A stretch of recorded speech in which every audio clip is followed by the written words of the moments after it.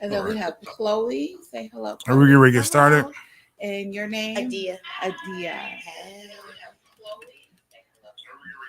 Okay. At highlight. So guys, here we go. Can you have what you do?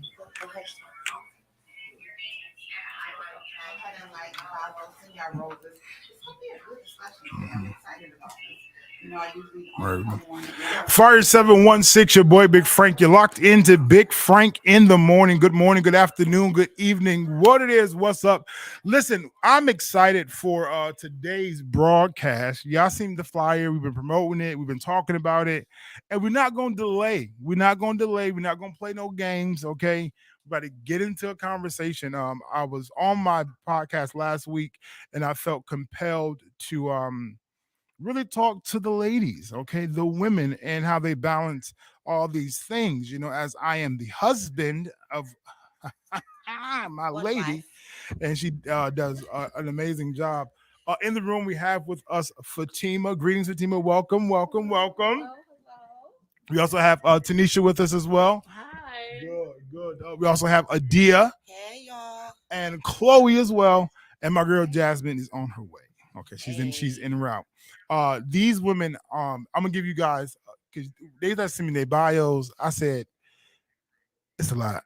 I said it's a lot. So we got some highlights real quick. So as we prepare to y'all want me to introduce y'all? I want to introduce yourself. Why don't you do it, Frank? You're so good at that. So good at it. So let's begin here. Tanisha Edwards is a mother of five, LaSalle Senior High School graduate. She has an associate's degree in business from Niagara County Community College. She's certified in culinary arts, over 35 years in the city of Niagara, in the Niagara Falls community. She is skilled in party planning, dessert making, hairstyling, makeup artistry, and a social media influencer promoting inner beauty in all forms. Okay, watch yourself. Then we gotta, okay, because you so that's a bio, baby. That's a bio. For sure. And then we have my girl Adia, a human service and social work professional over 20 years. She's currently working at the aquarium and the community engagement manager. She is a village-minded and growth-focused, known for her nurturing and free-thinking approach. And I don't know why she can put on. And she is also a singer. Okay. Like it's not in the genes. Okay, Frank, I got you covered. Okay. I did not put all that in there. It's going down. And then we have my homegirl. If y'all don't know, it's a party. Hey. Fatima is the CEO of Strong Hearts of Soul Incorporated, the mother of two and a grandmother. Come on, talk to us. She's established the Heart, Health, and Hope Foundation, the resident of Niagara Falls, and holds a BA in God better hold these things. A BA in communications from Buffalo State University. She is lit. She got the Move project happening, which is an exercise program coming out in October. You don't want to miss that. Like, she got stuff going on. Jazz is not here yet, but she en route. We'll talk about her when she get here.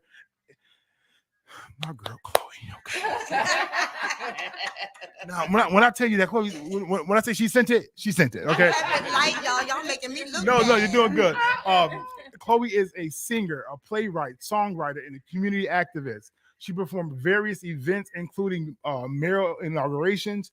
She's founded I Am My Sister's Keeper Ministries, empowers women and promotes self-love through music, dance, and more.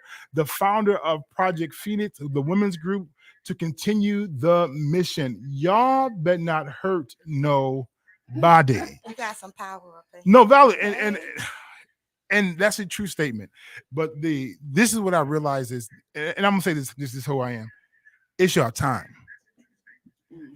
It's your time. That's me double talking. Okay. Oh yeah, somebody listening. Who is somebody listening to the show? It was me.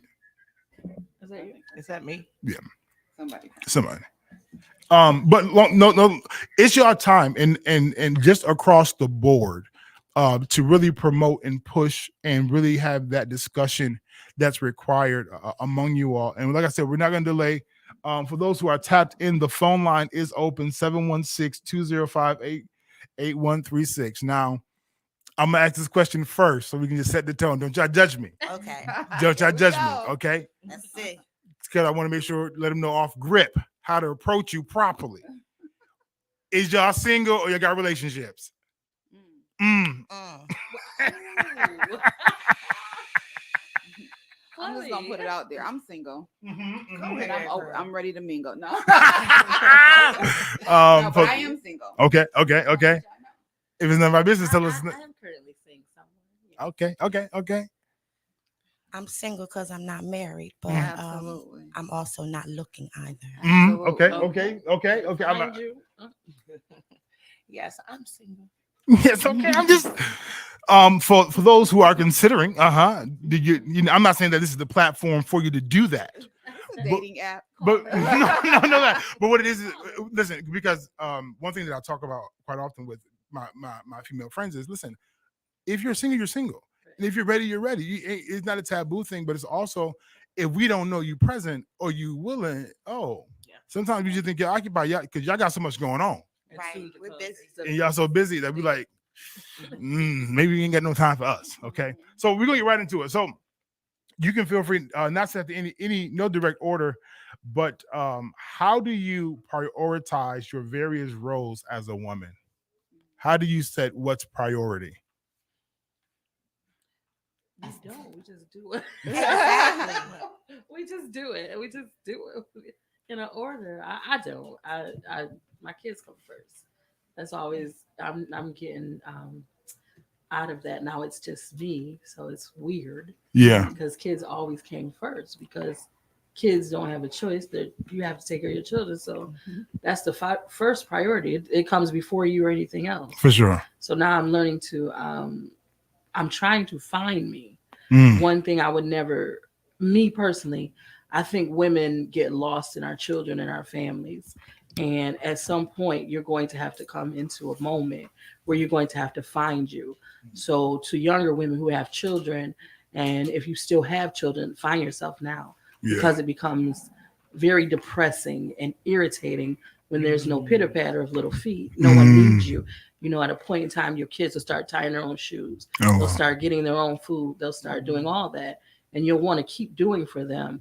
But it's not saying they don't need you because they're not going to go anywhere. I still go to my mother's house, open her fridge. What are you cooking for dinner? Yeah. Why is it not what I want? Yeah. But at the same time, you'll find yourself alone if it's just always about your children. Yeah. But that's what your focus is because you want to do the best you can. Yeah. So I don't know, me personally, coming into this stage of my life, priority has always been my children. Yeah. But now, if I had a knew earlier, I would have prioritized myself first. Yeah. One of the things that I have to tell my wife is I don't want you to get lost in motherhood because you can be. And I don't want you to have no regrets. I don't want you to be like, oh, I wish I would have tried. I wish I would have had. Because I really want you to model. We'll work it out. We'll figure it out. We'll find a way. We'll put him on the street. Let God take care of him. There's a way. And that's just something that to hear you say that just confirms that I want this. Make sure that she doesn't forget that you're still talented. Anybody else want to chime in on that? I want to piggyback off of what Tanisha was saying because I think that we're all pretty close in the same age demographic, among a decade or so. I'm 47. So I know that 47.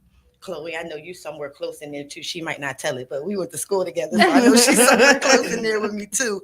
But I realized that with our age demographic, a lot of us were raised that our first priority is our marriages, our children, our households, things like that. So I am like Tanisha, my children are all grown now. So now it's my season. My oldest is 31 and my youngest is 20 now. So I'm looking at it like this is a whole new world for me to be single and have adult children. It's a different world. But then when I'm looking at the younger mothers under me, their parenting style is totally different than ours. They prioritize themselves over the children. So I guess it's somewhere finding that balance. To the question you asked, how do you find what takes priority? Yeah. It just orders itself. It's like natural order almost for us. For some of us, it's instinctual. Some of us, it's DNA, and other people were raised that way or not raised. Yeah. Yeah, Wow. I agree. I agree. I'm 45, so I have my youngest is 14 years old and she's just going into high school. So I'm still molding her a little bit, but I am noticing that she is definitely crazy. So it's a difference. It's definitely it's definitely different. She's way above where I was at 14. And my son, who's 20, about to be 23, she's way above where he is. She's a very outgoing young lady. She doesn't need me. It's like you said. I'm there when she wants me. Right. But she takes care of herself pretty much at 14 years old. Of course, I have to give her direction because I'm still the adult. Right. But she is very eager and very outspoken and very outgoing. And I love that about her.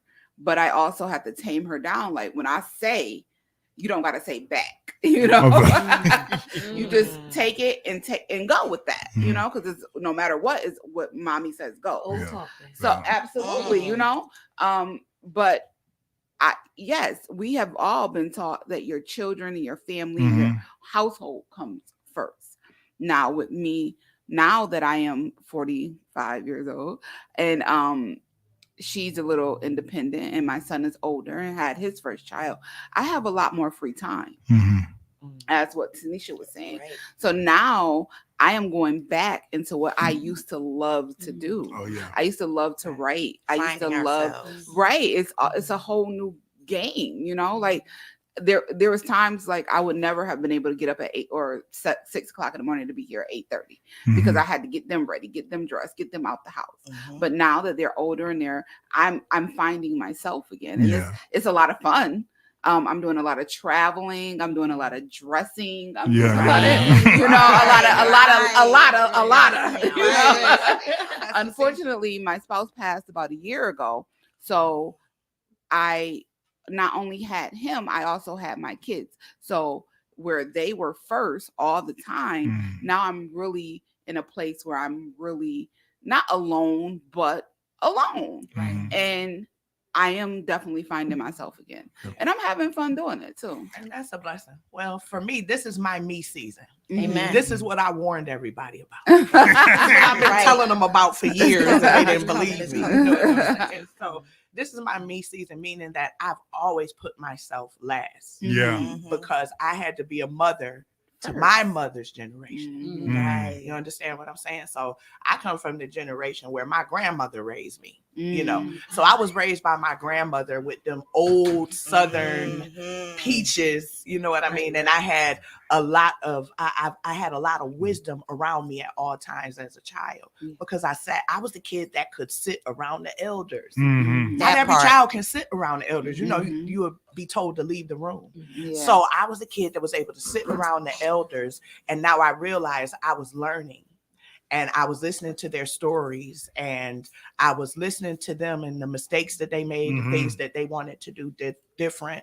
And I learned you just take care of what's around you and make it work. My grandmother and them came from having 12 and 13 folks in the house. You got 12 and 13 sisters in your house, sisters and brothers in your house. It's a difference. You have to share. You have to have certain principles. So I got like all of those principles. So when I say that I had to be a mother to my mother's generation, because we're the generation that we made it through the crack epidemic. That took over our community. So I was forced to be a mother to many. As a young lady, I had to be a mother to little girls in the community whose mothers were not around.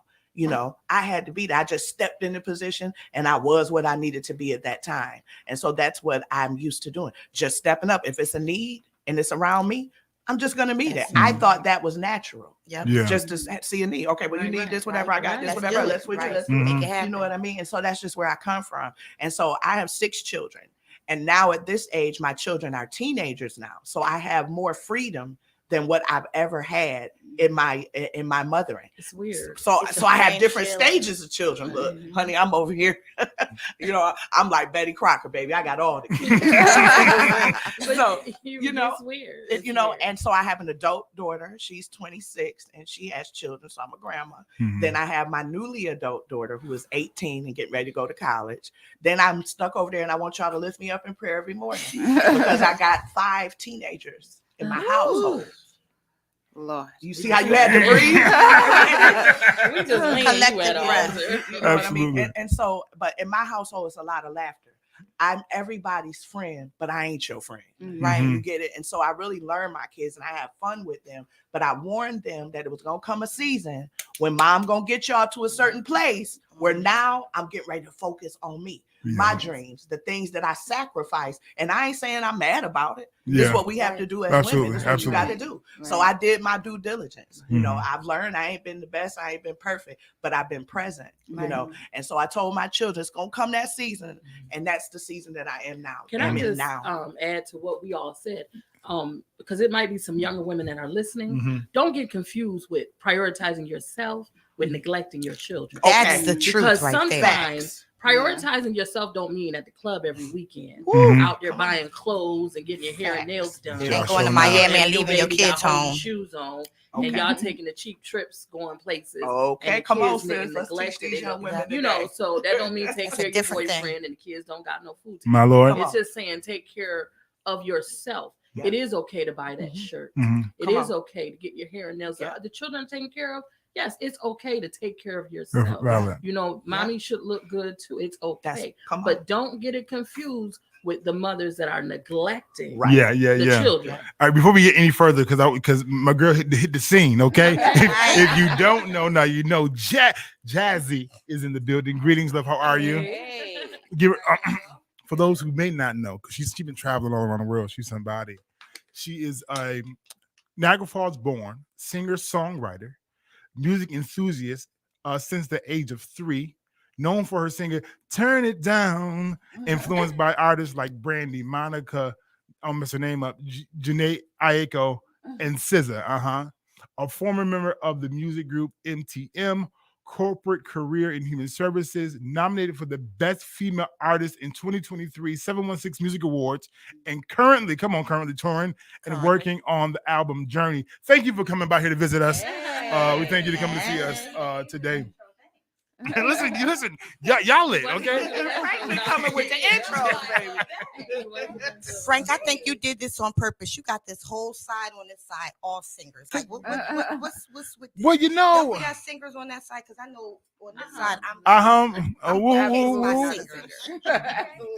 You just say ooh. I think because you are talented women. And I think that the Lord knows what he's doing. I obey the Father. Okay. When he say a thing, I do a thing. But I think that as you were just talking about prioritizing yourself and making that initial, finding that balance. I have a question, and I want to go back just a little bit because I want to get to the me time in a minute. When you, as mothers, and you raising your children, and when you start identifying yourself in your children, how does that affect you? I know. It's funny. It's funny. Let me first start off by saying I really struggle with those son and daughter days because I say that my children number the stars. I've been taking care of kids for 31 years, mine, others, this person's, that person's. I think I've had a little bit of everybody's kids living with me at some point in time in the journey. Most of y'all know I've had somebody's kids living with me. But as I'm looking at it, and I'm looking at my biological children, specifically Ayana, when I look at her, I see a greater version of myself. I see the idea that I wasn't allowed to be growing up. I wasn't allowed to have an opinion. I wasn't allowed to express myself and have freedom of thought outside of that which I was taught. So when I'm looking at her now, and I'm looking at these young people coming up in this generation, I see a level of expression and freedom that we weren't allowed specifically to have. We were told that, you don't want to be an angry Black woman. You don't want to be a loud Black woman. You don't want to be this type of Black woman. So we're kind of put in a box as to what we were trained to and supposed to be. My journey is a little bit different. Being raised in the church, that expectation was, okay, we're grooming you because your role is that you're going to marry a preacher. So this is what we are grooming you to be able to be. So anything outside of that box wasn't wasn't allowed.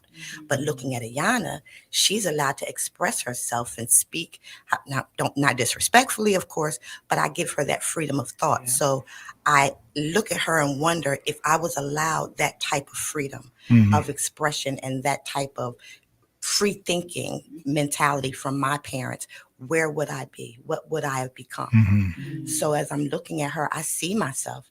I just see a greater version of me. Oh, wow. When I look at Savion, I see the version of me as two different types of child rearing ages. Savion being 24, Ayana being female and 20 now. I see the more rigid me in Savion, the one that was raised in church and had these certain, boxed expectations. I see that in him.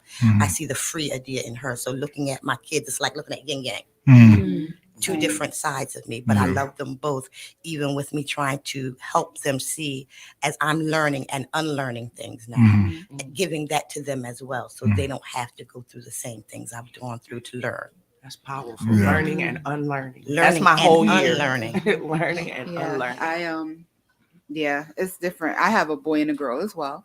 My son is about to be 23, and he's told me recently some things that I'm like, is you crazy? Like, and he's telling me now that he's grown, and I'm still like, you better watch your mouth. Come on, watch your mouth. Right. Yeah. But it's like, you were my first, I was learning to be a mother, right? Just as you were growing. And the things that I've learned is completely different than the things that how my mother raised me. So I thought I'm never going to be like my mother, raising, that's the first thing you say when you got, I'm not going to raise them like my mother raised me. I'm going to do my own thing. And I did some things differently, but I also did a lot of things the same. So my son is like, I was never able to express myself. I hear that. And I'm like, what do you mean? What did you need to express? I was perfect. Like, what is it? I don't understand. But now he's like, you did this and you did this. And I'm like, hold up. Like, you didn't see what I was dealing with behind the doors. All you saw was, you went to a private school. You had the best Jordans. You had this. You wanted to go somewhere. And I said, no. And that was your... that was, oh my God, that was life was over at that point, but behind the curtains, I was dealing with depression. I was dealing with having to make things work. I was dealing with being a single mother. So to me, you didn't see the rain. Come on. You know what I'm saying? So what I did for you was I sunshined your life. That's shelter. I sheltered. Absolutely. I sheltered you from what I was really going through. And I made it easy for you. For my daughter, it's a whole different situation. Number one, she ain't go to private school, so she nuck if you buck, and that's a whole different situation right then and there in itself. But she's very free to talk, and I'd be like, London, listen, you can't say that. You're a child. Well, my son would have never thought to say the things that's that Ayana and said. Savion. I don't know. To me, my son is really my savior. Really? And I named him Messiah. You know what I mean? So, and I say that because he's the one that makes me feel like, okay, I got this. He's easy like Sunday morning. I got 5 girls and 1 boy.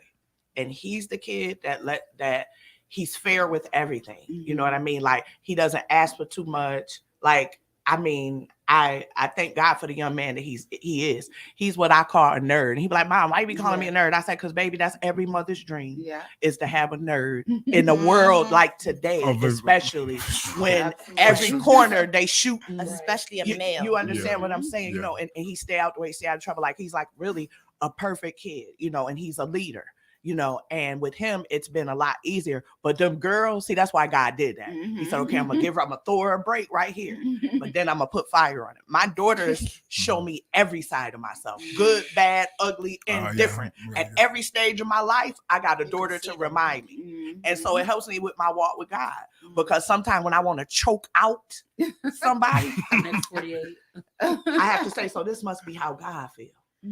When he be done lined us up, set us up, got us together. We done failed. We done got up. We done complained. He done blessed us. And here we come back again, not following instructions, not doing what we told, and then wonder why we don't get what we're asking for, And so my walk with my children have taught me how to be in the presence of God and how to acknowledge him really in all of my ways, because I see myself in my kids, and I see my rebellion with God is what I see in my kids, and I'm surrounded with it because I have the adult daughter who think that she knows everything, you know. And then when your kids get to a certain age, it's for all y'all who got these little young kids and stuff like that, y'all better get yourself together, because guess what them kids gonna do when they get older? They gonna talk about you. They gonna tell you about every single thing that you did wrong. You want to You hear know, it or not? right? They're gonna bring it to you. They're gonna reflect you, and they're gonna show you. And sometimes it's good, sometimes it's bad. Sometimes it's ugly, you know what I mean? But it just lets me know that I formed relationships with my kids, and I'm becoming a better person because of my kids, you know? Right. So I see me in each one of them, and I'll be like, wow, so that's what happened in that season of my life. So that's what happened in that season of my life. I see me, and it's nothing you can do, the good, the bad, and the ugly. I see me. I got another question coming. I know you got somebody. Yeah, Go add on. Yeah, go ahead. Go ahead. Yes. I got a boy and girl as well. You know, I had my son as a teenager, so we pretty much grew up together. So growing up as a teenage mother, you don't really have that instinct to like shelter. You don't understand that, because I was a sheltered child. I was ignorant to the world. There's still stuff that I'm still learning. You know, and we're all learning together. That's how I do with my kids. Like every day is a lesson, and life is going to teach us that.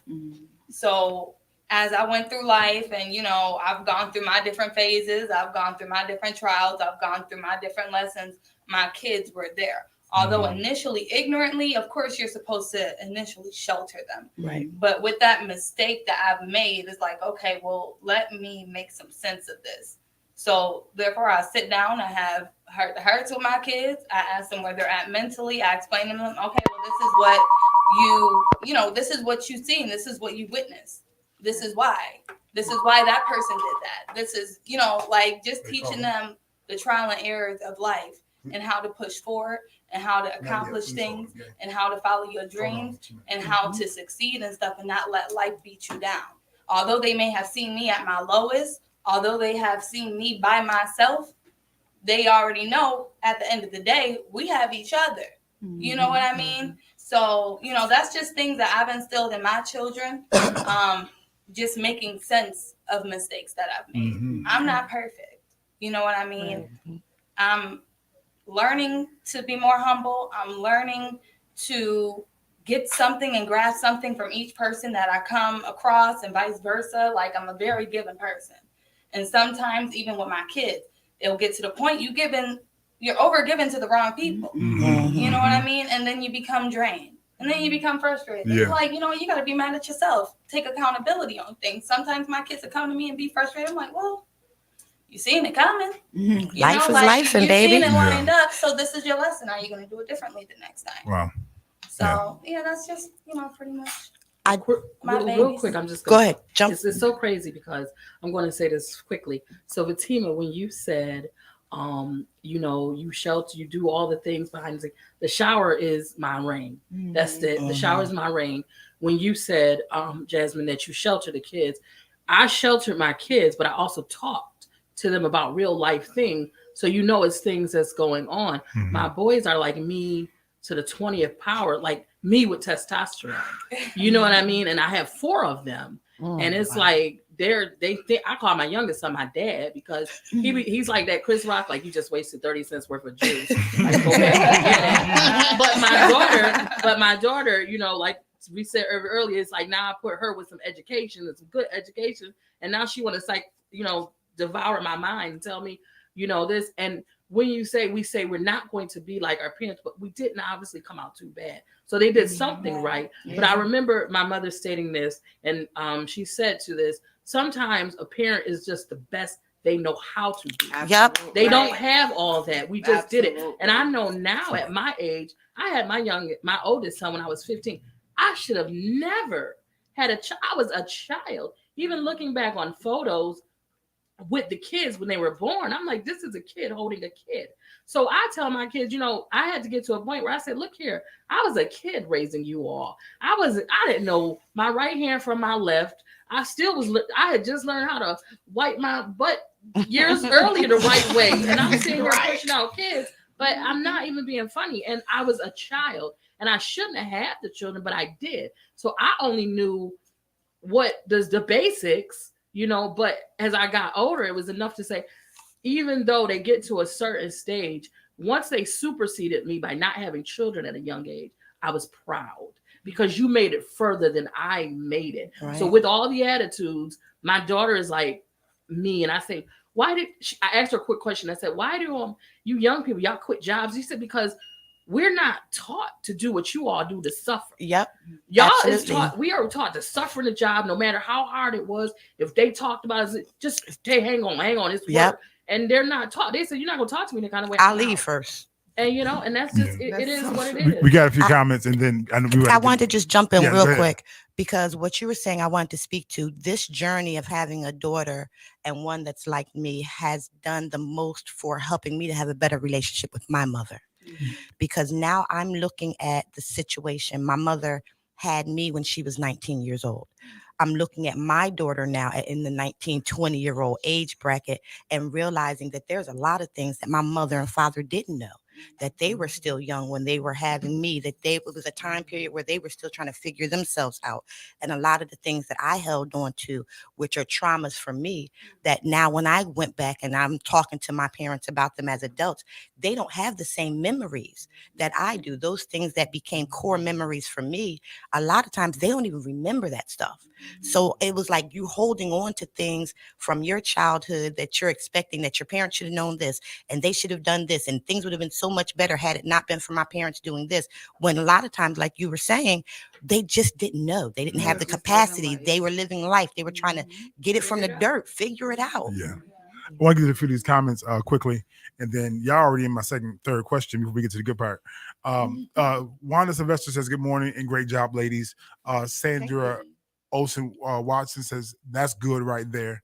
Desta says, yep, I'm focusing on me. That will make me better for everybody else.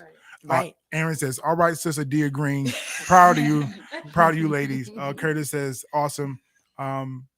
DG no ghosts. I can't because nerd boys are the best. And Desta said, true, always pray that God don't let my son Izzy become contaminated by this world. He is so sweet, honest, and loves. You're already in the question that I was going to ask because as I believe that trauma happens and trauma is not always intentional. Absolutely.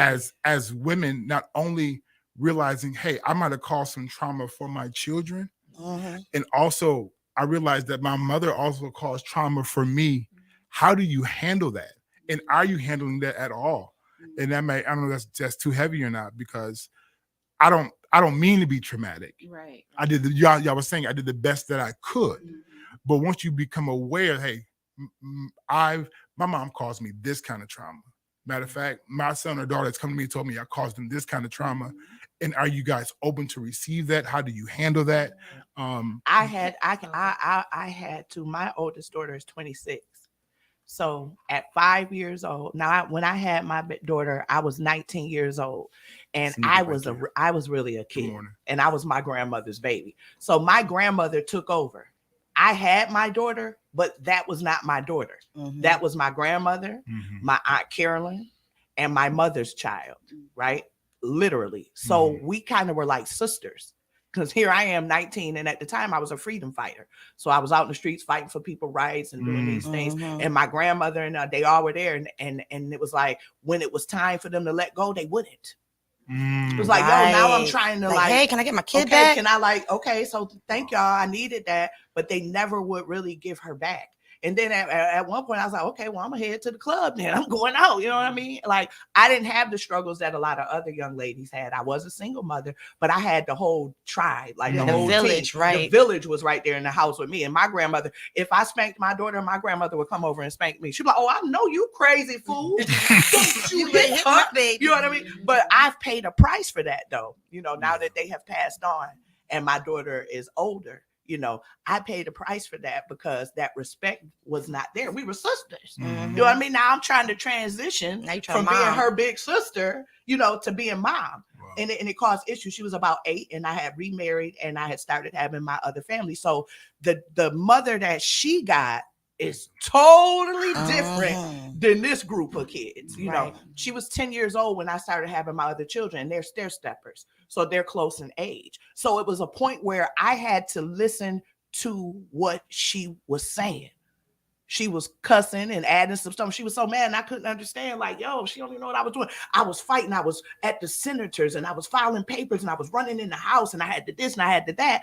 I was pushed out into the community to do a work. And it's a price that you pay when you have to do that kind of work and you have children. So, but that was my story. That was my mission. That's where I was. That's what I had to do. So when I'm out and I'm working and I'm going into the community and I'm fighting for our rights and I'm attending meetings and I'm sitting on different communities as a 20-year-old woman, I got a child back at the house and I'm thinking she good because she with grandma now. Right. So whenever I come back, but I paid a price for that because it was a certain bond that me and her did not have. And I had to sit down one day and I had to listen to what she said.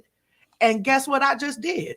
I apologize. Right. What can I say? It's on the table. She's saying this how she felt. And I had to say, yo, I'm sorry. Hold on, hold on, y'all. I got a caller. It's been we're sorry, caller. We're sorry.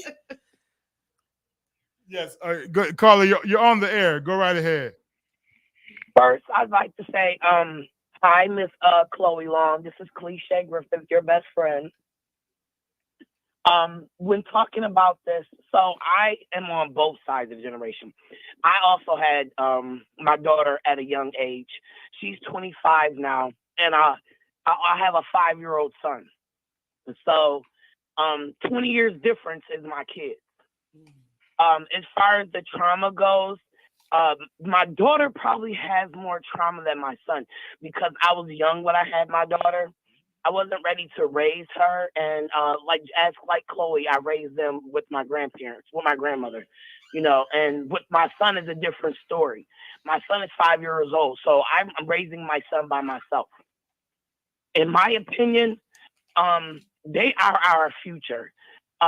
Most Black women, we go through a lot in life. We go through a lot trying to climb a ladder that's much harder than any other race that we have to deal with. But what we have to do is when you decide to have a baby, is you decide that you are going to protect this child at any cost, at anything. This is your legacy. This is what you wrote.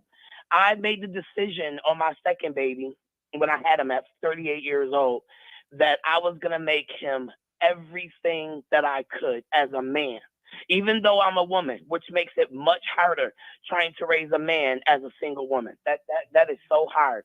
And then trying to protect our Black sons is even harder from the world. Now, when I had my daughter, I wasn't afraid as much because I was younger. You don't think about things that goes on in the world when you're younger, with like when I had it with my daughter. But with my son being older, the world scares me. So with my daughter, the best thing I did for my daughter is I allowed her friends to come over to my house. I allowed them to stay. I allowed them to be around. That kept me in her life. And I could read who her kids or who her friends were. See, but my daughter always wanted to bring home, these kids that were so traumatized. I had runaways at my house. I've had babies having babies that these kids come over my house, and there's nobody. Most parents don't even come looking for their kids, and that's very sad to me. When most parents are not calling about their kids, they're not checking on their kids, they don't even care about their kids. These women are having babies for these men. They're not having babies to be having babies to protect, to have a legacy. You have to think that you have to have a legacy. This is your legacy. This is you. When you have a baby, your baby's going to have a baby, and so on and so forth. You must protect your legacy from the inside and the outside. The world is going to get them. That's where the village and the communities come in at. So I feel like any woman is responsible for any man. Mm-hmm. And I mean, because we're responsible to raise our men, no matter what, a sister, a mother, whatever it is, we should be raising our men much better than we are, and I don't think we're doing that. I think it's a lot more children having children, and a lot more parents is not caring about their kids, and they're dying in the streets. It's just a sad world. It's a very, very scary and a sad world. And I believe, to me, I blame, a lot of the women, like I said, because, we should be more protective of our whole surroundings. You know what I'm saying? Yeah. Thank you, But like Carl. I said, for my son, for my 5-year-old, I just realized that how important it is to protect your legacy and how important it is to protect your sons. You really must protect your sons in prayer and guidance. And, it's all about, like I said, it's all about parents. It's just like really for protection and learning. Yeah. This stage of my life, having a child at an older age is a little bit better because I understand the world a little bit more than I did with my daughter. She's going on to music and she might even become something famous, but Absolutely. my son, that's just everything, Absolutely. But Call, that's all I. No, thank you for calling in. Just tune into the show. They got some comments for you. Okay. Thank you for calling. Go right ahead. Thanks. Bye. Yeah. But like as she was saying that, she was a different mother when she was younger than she is now. But we don't talk about the trauma that leaves behind, And so I had to apologize to my daughter for things that I didn't feel like I was guilty for. Wrong about. I didn't feel like I was wrong, but then it hit me. It ain't about you. It's not about you in this moment, Now I ain't gonna deal with disrespect, you know what I'm saying? Because I'm from that nuck if you buck too. You know what I'm saying? Now we gonna sit down like adults now, because I will still grab you, snatch you up. Now we gotta have some respect, But I had to apologize, and I had to mean it, and I had to hear her, and I had to listen, and I had to get her story. Now I had to go into the story a couple of times to straighten some stuff out. Now look, sis, I got a great memory. That didn't happen right there now. But I can take accountability for the things that I did. That's now, the major. stuff you make up with your mind and all that stuff, can't take accountability for that. But if I did it because I want to create a generation of healed women. Yeah, you understand? I want to heal. I was able to look back at my grandma and my mother and their relationship and see where the problem was. My grandmother never apologized. So I said, you know what? I'm going to be the one that apologizes. It's just that simple. And with an apology, it's going to be some pain. It's going to be some hurt. So I said, you know what? I'll go in here in the ring and I'll take a couple hits and a couple of blows to make you feel better. And all I can say is I'm sorry. I was a young mother. I didn't know a lot. I gave it my all and my best. But from here on out, we can begin to build a friendship. Now, I ain't gonna kiss no butt. I ain't her. But we can build from here on out. I just had to apologize. Well, can I just say with trauma, and I hate to use the word because I really don't like when people say get over it. When I said earlier, sometimes you're the best parent you know how to be. Unfortunately, when you're raising your children, you might be a certain way, but there's no perfect person. So, and no they're such not thing until you have children, when you can understand I'm doing things to protect you because that's how I know how to protect you. I'm doing things to take care of you because that's the only way I know how to do it.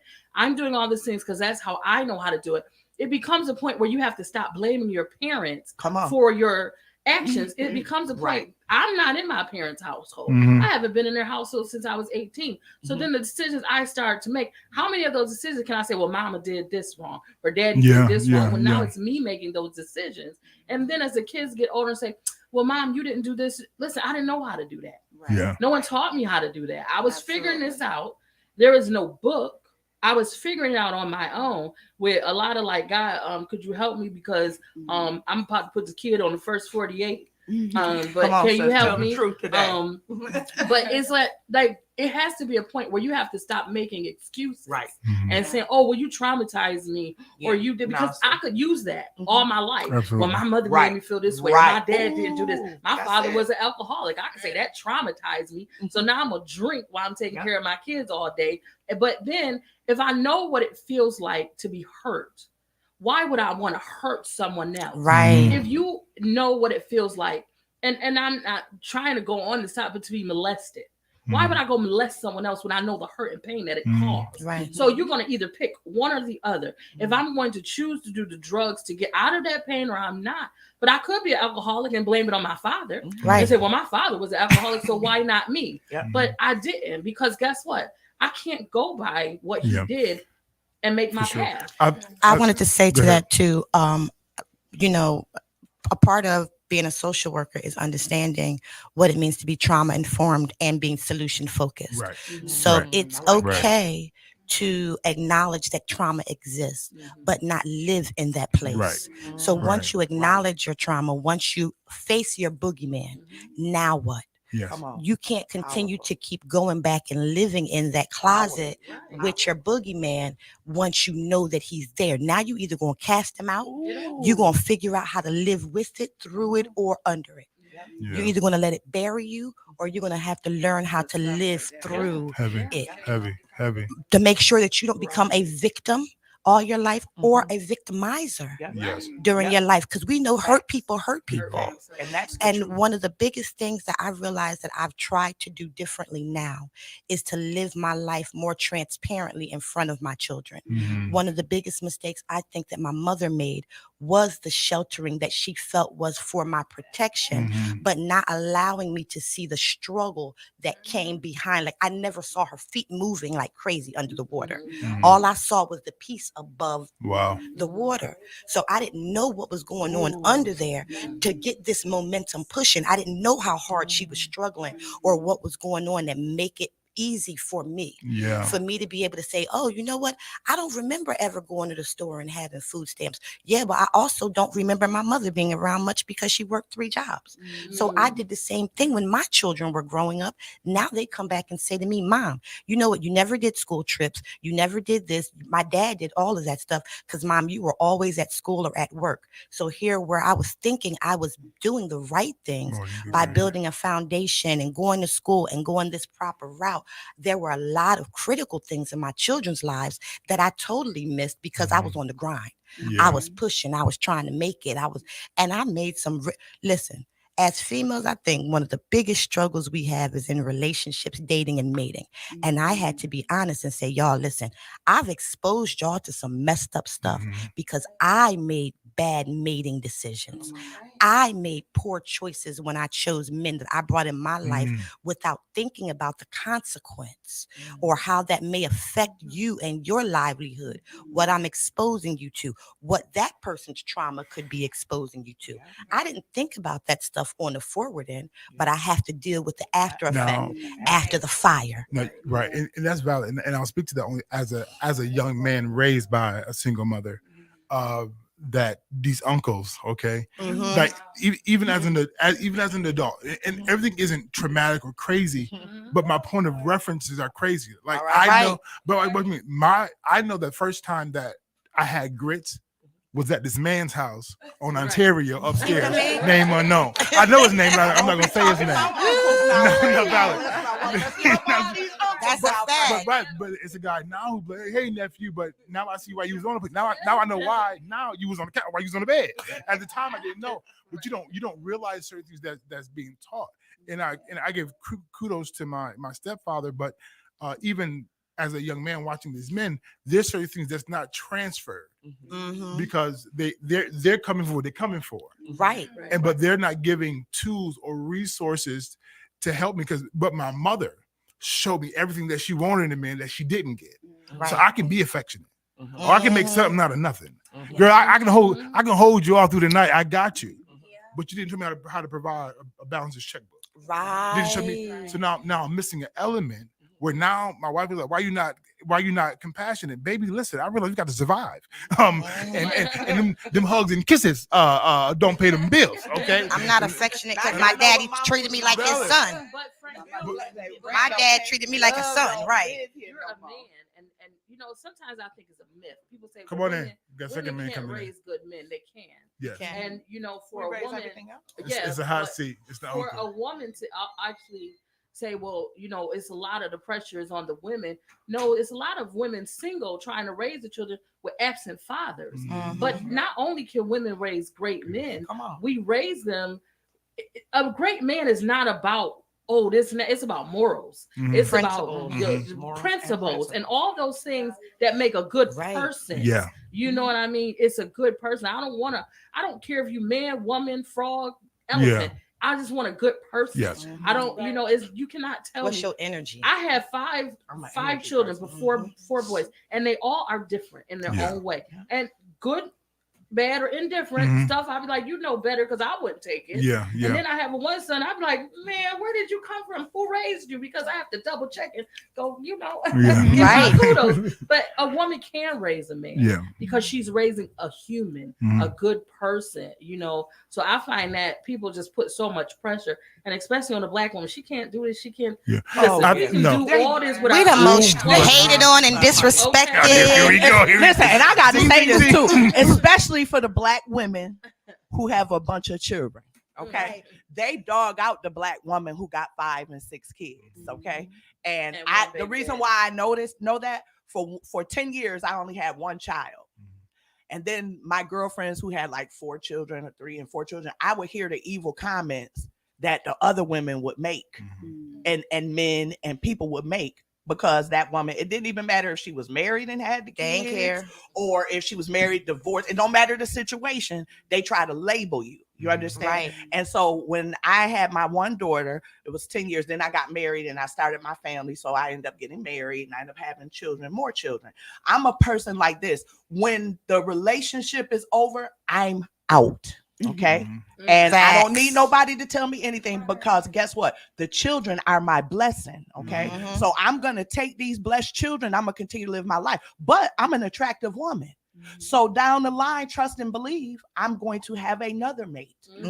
But now as a mother who have children, I have to know that it's a way that I got to present myself to a man and as well as to my children. Right. So my children only knew me to be with my one man for 12 years. I was with him. So that's all that my kids know. That's the only man they seen me with, in the bed with, laying around with. Now, when me and him left each other, we've been separated for 6 years. 2 years, I decided to date. Now I got grown kids and trying to date. My kids think they are my parents. I might come in the house at maybe 10 o'clock. My daughter be like, Mom, like, where you been? What are you doing? But I'm respectable because I respect and honor myself first as a woman. Right. So I don't bring men to my house and around my children. My children will never say that they seen different men coming in and out my house. Right. That's a different. Now my kids know they got a couple uncles out here in the earth. What I'm saying? They got a couple uncles out there now. Because listen, I'm a beautiful person. We can date, and just because we don't date doesn't mean we had to have sex or we had to have drama. Maybe we got to date is to exchange information. We might exchange information, and then I realize I be done about killed you, so you ain't the one. So let me pull back, fall back, friend zone you, and we all right. We can speak forever. But hey, if you the barber and my son was coming to you before, my son can still come, and I'm gonna get a discount. You understand what I'm saying? Uncle Joe gonna look out for you. You understand? That don't mean Uncle Joe discount. So it's all about respecting yourself. I would have women say, when I decided, because I'm a strategic person, I'm a queen, so I strategize. I decided I'm getting ready to go back into the world of dating. So I'm getting ready to get some things together in myself so that whenever I do go back out, I'm a whole woman. I ain't coming back out here broken woman. Right. But I'm going to take care of my body. So I'm going to take that time to get my body right. I'm going to take care of my insecurities, because I don't want to put that on no man. I don't want to put these things on anybody to have to deal with my insecurities. So when I made that decision, I decided this is how I move. This is how I'm going to do. My children are going to respect it. They're going to have them a couple of uncles. If I don't get married again, they still gonna have them a couple uncles in this earth, but it's always gonna be respectable. And I'm a great auntie to a lot of nieces and nephews out here too. Auntie is a blessing. This whole dating game is just odd right now, especially for am I tapping into your stuff? Haley, I'm sorry. All right, keep going, because I was getting ready to pull it on back with you. No, go where you're going. I brought them to the table for a reason. Go right ahead. The dating pool, when I look at the dating pool now as a professional Black female, when you're coming to the table, you have degrees, you're not someone who is begging for, I'm not a pick me, I'm not going to settle. I understand my divinity. I understand that my body is holy. I understand that I'm not just going to allow or tolerate certain things, that I've dealt with things in the past because of my personal brokenness, that now that I've elevated and now that I've graduated, that I know I would never deal with again. I'm not going back to kindergarten now.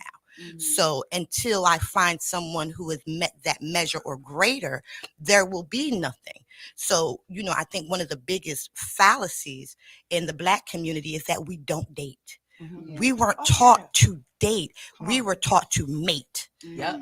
We hook up with somebody and we boo love, and that's what it is. And now that's my boo. And look up in a couple weeks, his clothes is at your crib, and now we living together. And I'm trying to figure out how the heck did this happen? Then your baby Yeah, daddy. now he the new baby daddy. Like, so we don't get and now because the structure of it has been set up like that for so long, that now when we have the expectation of our parent counterparts, when we have those type of expectations that we want to be dated, we want to be courted, now we're considered to be gold diggers. We're considered to be all of these other things because we understand our virtue, we understand our value and our worth. Because now we understand. Right. We understand our value and our worth. We understand that we are a gift. We understand that. Go out on dates. Go out on dates. Now, That's a date. now, Hold on, that's a date. That's Hold on. Come on, sis. When you got Tom want to take you to the movies on Wednesday, go to the movies on Wednesday. And if Joe want to take you out to dinner on Thursday, go to Joe, because you're Uncle Joe. You're not sitting, Uncle Joe. You're sitting here. I'm dating. I'm trying to feel people out because men are territorial. Right. When they go out with you on a date, that's mine. Right. No, Right. That's not true. There is no ring on my finger. Friends. We are dating. No doubt. So what I'm saying is date. Go ahead. So, don't be afraid to yes. date because don't put all your eggs in one basket. Because now you done really got to know John, and John smoked too much weed. And I ain't saying it's wrong as John smoked, but he smoked 24/7 all day. And you know that ain't gonna work. You don't know if John laughing at you because he higher. So and we got to talk about the fact, Frank, that when we look at it, let's be clear. When I'm saying dating, I'm not saying laying up. Now let me in. Let me in. Right, getting acquainted. Now, I hear what you're saying. That's where men get it twisted. No, let's talk about it. I don't know what time y'all got to go, but we here now. Because now I understand the concept of dating, getting information. Challenge is that what is dating is laying up, unfortunately. And what I'm not saying that right. I got a date. But that's depending on what a woman wants to grasp, because a woman's the one that gives. We're gonna set the energy for sex to be involved as far as no. So when you talk about dating and gather information, to your point, but they don't want the money to be involved. But about I know what you're saying, because that man done flew you out for this information he getting. He has an expectation and whether you're gonna get it or not. Right. But what I'm saying is that as a culture, we don't talk about the power of that entity called sex. Because he can be smoking, he can be whatever, but if that pipe game lay proper, right, and valid. If it is done well, you'll get consumed in what those endorphins releases and what's going on there. So now your information is tainted that you're trying to gather. He said that pipe game was laid right. Your tune changed real quick. Because listen, because it's true. Right. And that's right. It's good for the moment, but my thing is this: as a woman, longevity. If I'm seeing all these toxic traits, you can lay the pipe down and all that great stuff, bells and whistles. But once I start getting turned up, you're not touching me. Right. I'll keep my presence around. You're not touching me. Women have come into 2023 that we starting to see all about y'all men, and not seeing you all. We done figured y'all out. We done figured it out now. We have figured it out to the point, but we figured it out to the point and say, you know what? Yeah, that might have been good, but I don't like the rest of you. So guess what? I don't have to deal with it. I'm going to move on. And we think you laid, because a lot of men think they laid down something when they really didn't. But women do talk. And we talk. Now, think he done laid down something. And they laid down. What you called them? Wait. Little Tink Tink. Oh, poor little Tink Tink. He done did something. And he hollered, oh, Daddy. Good morning, y'all. Look, hey, sis, time me leave. We on the phone like this. But in all truth, we are now into understanding our beauty, understanding our body, understanding so many things. You know, it's crazy. Someone says to me, well, you always take pictures. I said, well, I'm doing my makeup. I want to take a picture. I want to show you my makeup. You don't take body pictures. everybody not privy to all this Mhm. juicy. Because Come on, Okay. Come on and preach you're to going the to choir. try to sis. sexualize my boobs or my butt, and that's what you really want to look Yeah. at. Let's be honest, because I can see millions of girls showing all that, and they getting one like, and I'm just thinking, honey, you can do better. But I'm not even going to talk about the men's in the DM just showing all this stuff, and then I hit them with the baby. You should think more of yourself Mhm. and get out my DM. I don't think I all men, know. because We that's can't. a We lot of never women. generalize and say categorize all. men. Women never say categorize It's men. a large priority. We put men in categories. They think their pipe game is Yes. going to hold And it's something. That's not enough. Now, And we not on that okay. no more. That's not enough. You know what? What I will. What you got? No, valid, because I'll attest to the fact that yes, once you got the tinkly winkly dinky dink, rinky do, right? But as long as you keep calling, you affirm me. And my big head messages let me know I still got some room with you. These things affirm us. That big Okay, head text, so- and I say that. Initiating the conversation. Huh? Oh, we Initiate. because we got to figure out. Because now you're welcome to the table. Now what happens is I got the rope. I just want to know if it still attaches or not. Right. Have you been let go or not? Now we couldn't say what because you what? I was But getting it's ready to all touch on the on woman and how she values her time. Because I'm like Valid. this. Certain situations, I remove me, my presence, Understood. and all of that. I rip it away quick. I never knew you. You understand? women But get in more. other situations, you I know might what? keep a He little- ain't good in this area. But he good. But I would keep Right, but he's and good in that's this exactly area. what I was getting ready to say, because we are multifaceted as women. I hate the fact that people tend to put us in a box where we're a monolith. We're Mhm. all so different. Absolutely. And what's happening in 2023 is we've come to the rationalization or the understanding that we can be sexual without being gross, Mhm. without being overtly slutty Mhm. or disgusting with it. There's ways of doing things. And, there's a generation before us that always had a 33 and a third, which means that they had three guys because each one didn't do what the other one did. Mhm. So you might have a Mr. Pipe, Yeah. Mr. Money Right, Yeah. and Mr. Take My Categorize. Come That's what on, women man, do. and We Mr. Family categorize. Man, And because now you they- may not they be. don't like Listen, good for the I'm kids. telling the.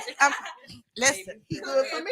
right? Let's be honest here. They might know him. So if you get in, All right, one at a time. One at a time. They have their categories of each woman that brings different things to the table for them. It is. So what's the difference? so baby, if you get in the hey big head text, you might be the 33 and a third. That's the male dating pool, though. That's the same thing females are. Yeah, it's all about it. It's all the same. That's not dating for us, though. In our mind, that's not dating. No, because the way that I don't want to be I'm being the messy. What? Right. We're- What are you saying is dating for you? Because we talking over each other, so I want to hear what you're saying. So you're saying that's what we all do. We all put each other in categories, right? Men categorize the women in their life, and women categorize the men in their life. So we can all agree on that. We're all categorized. So I'll at say, this and point. I'll say this with information though, but there's also and all that the failure to communicate. I was getting ready to say that. Be transparent, baby. Because Let me if make I'm the good at decision.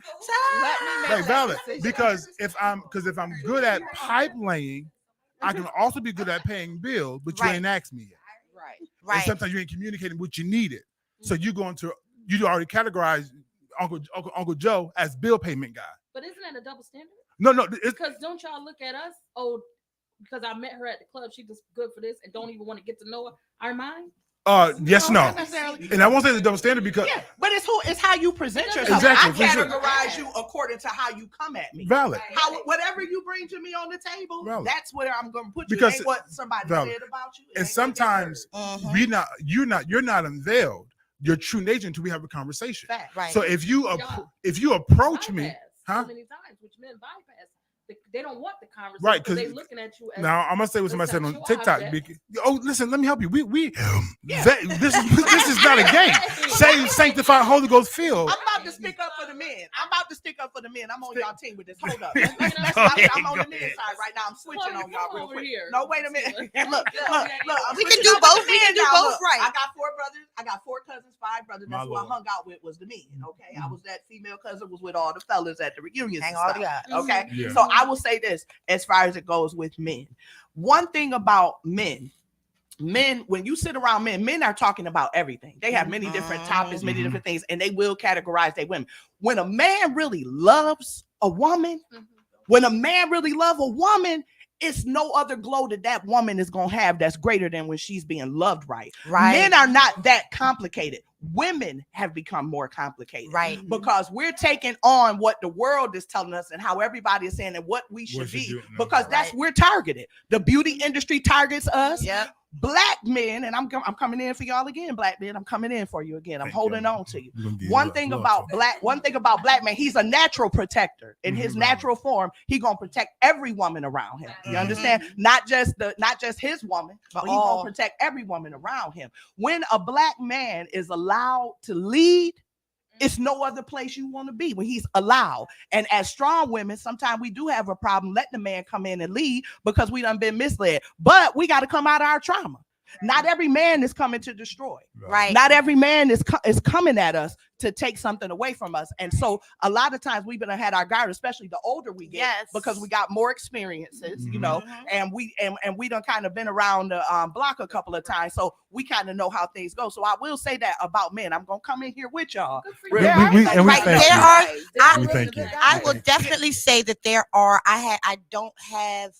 I love black men. Let's just say that I will hold them up, you know, in everything. I absolutely love them because I understand historically the struggle that they've gone through to be able to be who they are right now. One of the blessings of my life is to be able to look at my 24-year-old son and be able to say, you know, you don't have a criminal record. I didn't have to, when I saw the big crowds out in the street, I didn't have to look to see if Savion was one of them because I knew that's a blessing. You know what I'm saying? Sure. So there are some good men still out there and good men that are still coming up because guess what? We're raising some of them. Absolutely. We're raising some.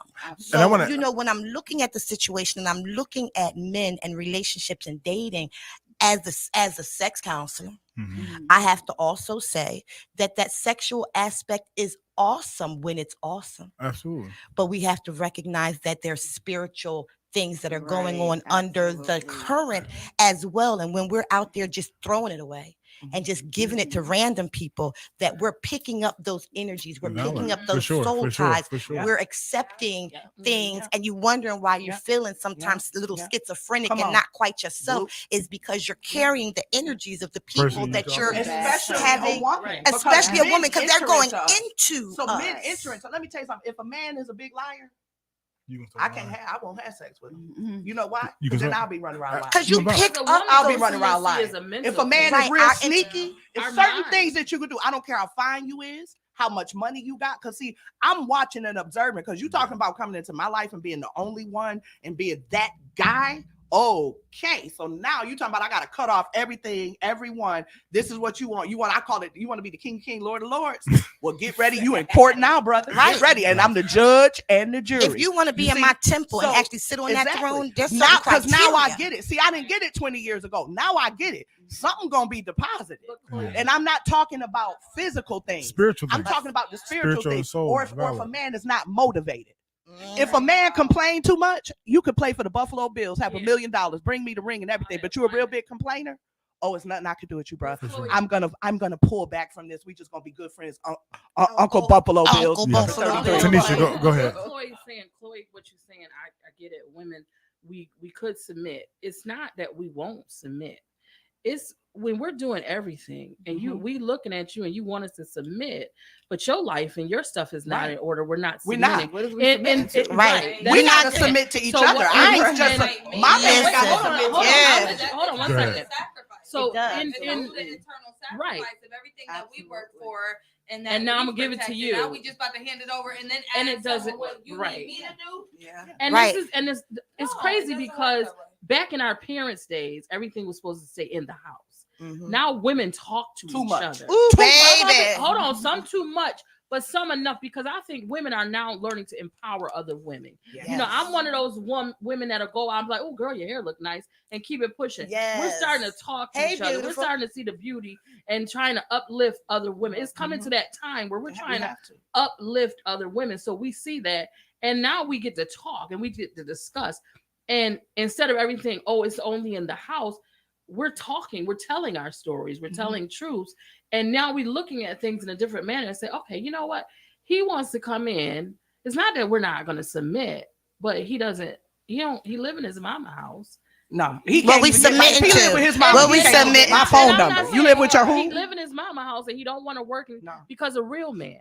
And I don't care what Real job man he has wants to to do. provide. He's going to want to be a provider. Mhm. He gonna work at Burger King. He gonna do the garbage. He Mhm. gonna do whatever he got gonna to do do whatever to it take is care to of take his care of his family. Period. But when we talk about submitting, and I'm gonna keep it 1,100,000. 1,000,000. A man has to submit to me Mhm. as I submit to him. I'm Right? It has to Taking be. the role of We a man. both. I'm getting ready. Because if a to man, run because listen, with a this man, if a man said to me, it means a lot to me. If a man says, listen, Submit to me. listen, I'm here to serve you and only you. Nope. This is our space, and you're here to serve me and only me, and this is our space. Nobody need you else to is be a going to be leader. in this Now- space, right? That's submitting, but I'm not submitting to nothing that's not submitting to me. It's an honor when a man said, this is what I want to do. I want to lay it down for you. That's submitting to me. When a man says, okay, you're my woman, that means I'm going to provide for you. It's about you and it's about me. That's submitting. If a man ain't submitting to me, Before you say that, I ain't submitting to him. before you say that though, you Okay. said you've been around the block a few times. Now, every time y'all go around the block, that wall get thicker. No, not necessarily. Wait, No, that's not Is what your I mic meant. on? No. Wait a minute, hold check on. his Wait, microphone. Okay, wait. let me let him talk. Pause. Right. No. Some women do. It is. I'm sorry. It wasn't on. Okay. But a lot of women do. They wall get hired because the men that they dealt with before. So now they're good man. I'm calling me and Frank. Okay. We good We men. listening. Okay. Okay, I'm It listening takes because I'm us gonna respond. longer to break that wall down. Okay. Right. And that's But and you that's, said- Now, and now- I'm recognizing that. Now, before we get there, let me that's where the let me pull dating my comes from. foundation and how I live. Yes. My foundation. What you describe to submitting is love. Mhm. My responsibility is It's to love you. Mhm. And because I love you, I cater to you. Yeah. Because I love you, I do things for you. But because I love you, I give some criticism and some words of correction or some guidance as well. Right. And that's the part, because my foundation is the word of God. That's my life. Right. It doesn't tell the man to submit. It tells him to love you like Christ loved the church. And let's talk about that relationship. Right. That's Then, but That's what it is. then it has to be to the individual, because in every relationship, everybody ain't in Christ. no You valid. understand So what I'm saying? valid. So And for those of us that are, because some of us have been in Christ and we was dating and dealing with guys that was not in Valid. Christ. So now we got a challenge anyway. But I'm saying overall, when we don't put no religion or no name on it, when a man and a woman, if it ain't no religion, no name on it, we are made to come together. That's what we in the beginning. Now I ain't trying to bump out now. no, I don't want the element no, on peace getting no, on me. No valid. But When what I'm you- saying is, this is what I'm saying. You said that that's love, Mhm. right? I say that that's submittance to me. To me, that's when a man has submitted to me. So when you submit to me and your action, because it's a lot of talking that goes on. If your action matches that, then I will submit to you, and What- that's what- giving that back. but what- What are you the difference considering? is the Okay, so this is The what we have word, to ask. because we What are know you that calling? love is an action. What is submit? Because they got this. See, it's a lot of narcissistic men that prey on weak women and use that word submit But to get women that's- to do what they want to, and they'll use all the scriptures in the world let to me- keep supposed to obey women me, bound. submit So to let me. me help. No, To keep because women watch bound. it. We submit to everything else. The limit, the yield sign. We got, and no love is required there. No love is required there. So what I'm saying, because now mind you, where my foundation is for those who want to use that text, Right. I got to love you no matter what. I got to make this thing happen no matter what. And my value of you ain't where you are, is where we're going. The submission that I'm asking you to do as a man is, can you submit to the vision that we have for our family? But guess what? Right. My vision includes you. It doesn't exclude you. Like, But if I don't love you, it's no way you gonna get nothing submitted to. I gotta love you to submit. Right. Huh? I gotta love you to submit. If I don't love you, you ain't getting ready to Right. get that sister. Because it takes a lot to submit. No, you don't. It takes a lot Hold to on. submit. Hold Because on. y'all don't love the life coach. Let's go with the dictionary definition of this word. Is to conform to the authority or will of others, meekly obedient or passive, a submissive, almost sheep-like people. A man is supposed to be a leader. I don't want him submitting to me, because you're supposed to lead. If you want me to be submissive, you got to be somebody I can follow. Wow. If you say, baby, let's get up, this is what we're going to do, let's go. When my father says something as quiet as he is, my mother says, this is what Raymond said, and that's what Raymond said, and that's what go. That's submitting. I don't want no man that's going, okay, baby, what you want me to do? What you want me to do? But I that's need but you- that's we not. But that's So- not him. so- That's not so the man that. so that I I'm get it talking when you about. say love No. and all that other stuff, but I don't No. want you to submit. No. No, I think But that's because that's your view of what submit is. No. Wait, let's get It's back the because our view. definition in the dictionary That's of submit. that's I heard what So you I said get about what the you're sheep. saying, Like submit. that's not what I'm talking But I about. get What what I'm Chloe- talking about is listen, but listen, but the thing about it is we have men that use that word and the scripture to get women to submit But watch it to Now- that. And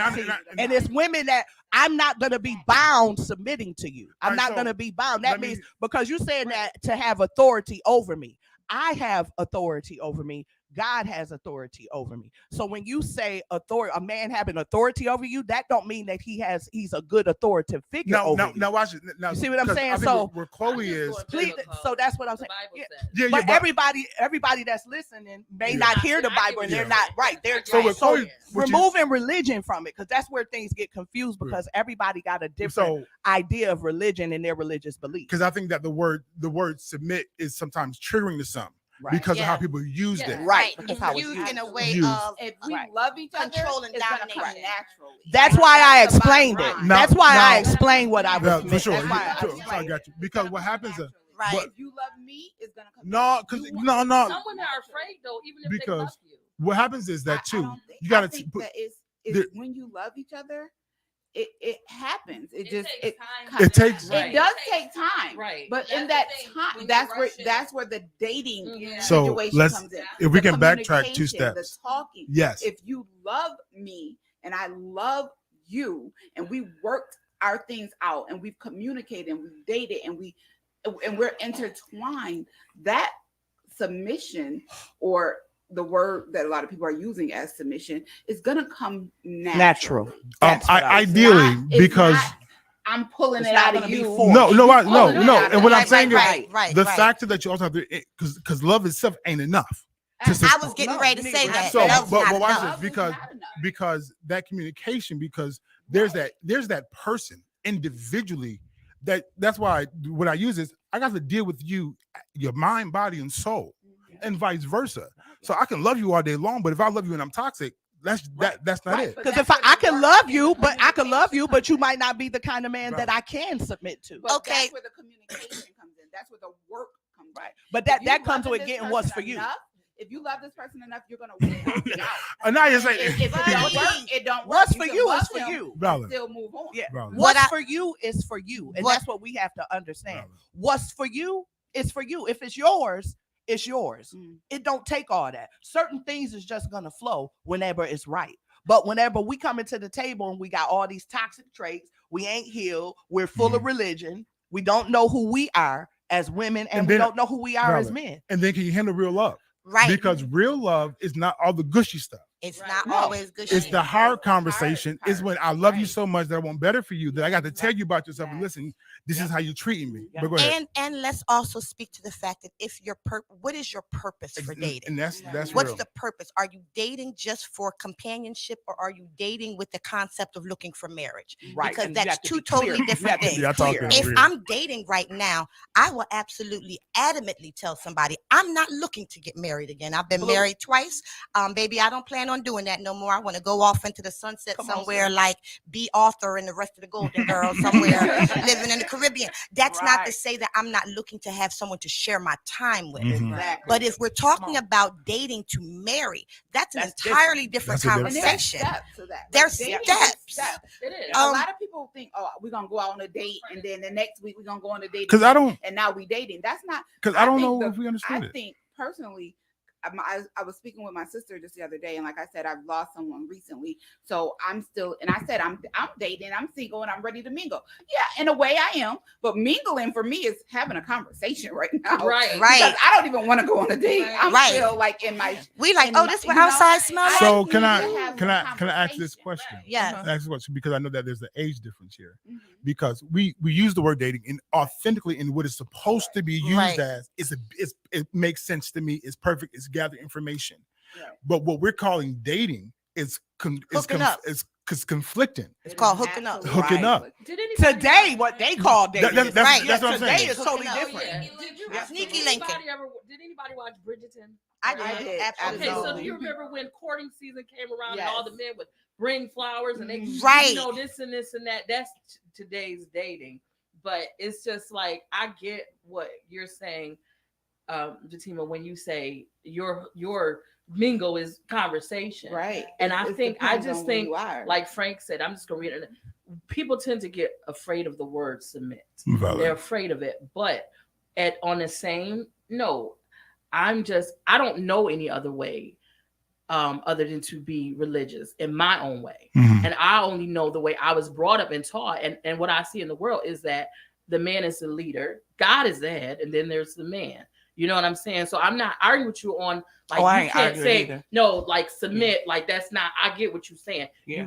You want that equalness. You Right, want right. that same Yeah, right, love. right. I'm just saying we look into. And when I have told women I want somebody I can submit to, they be like, why would you want to do that? Mhm. I get the reason they're afraid, because it's been a point where I want that. I let this man have my all, Mhm. or even a I man. absolutely want I that. let this person have my all, and then when I gave them my all, they screwed me. They ran Yeah. your ship They into took a me- wall. they Like took advantage of they everything took I the gave wheel and them. ran it into the And now- wall. And now at some point I'm left without. Now I Yeah. have to rebuild Right. my emotion. I have to Right. redo this, Yeah. and I have to go out back in there and try this again. So I'm left sitting here. We call that Like I after the said, fire. like I Trying said- to clean up after the fire. Right. Like See, I the whole said- woman that I am today, because I'm whole today. I've been a religious woman, and now I consider myself to be whole because I broke through those religious barriers that had my life toe up being Mhm. religious Right. and forming and shaping everything according to religion, according to what I thought the Bible meant. When I say submit to a man, this is what I mean. When a man comes to me, he says, Chloe, I want to be with you and I'm looking for a wife. What is your vision? If you lay out that vision and I'll submit to your vision. Valid for sure. I submit to Okay, that. yeah. That's what I'm speaking on. Mhm, mhm.